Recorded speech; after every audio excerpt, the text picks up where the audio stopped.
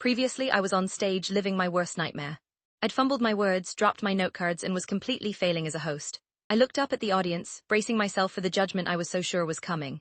But it wasn't there. I didn't see people scoffing or rolling their eyes. Instead, I saw smiles, not mocking smiles but warm, empathetic ones.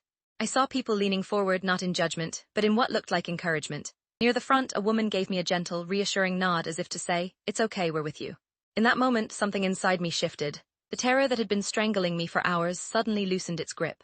I realized they weren't waiting for me to be perfect. They were just people, and they could see I was human just like them. I took a deep breath, and instead of trying to pretend the disaster wasn't happening, I leaned into the microphone and said, "Well, that wasn't in the script."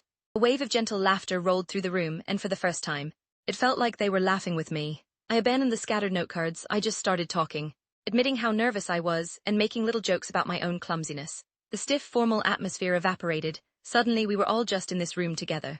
The rest of the ceremony wasn't polished, but it was real, it was genuine. When it was all over, a huge wave of relief washed over me, followed by a feeling I'd never experienced before, a quiet, buzzing confidence. As I stepped off the stage, the event coordinator, Mark, walked over to me. His eyes wide with surprise. I braced myself for a polite "thank you for trying." But what he said next completely changed how I saw myself. Follow for the final part to hear what he told me. Be sure to like and subscribe so you don't miss the conclusion.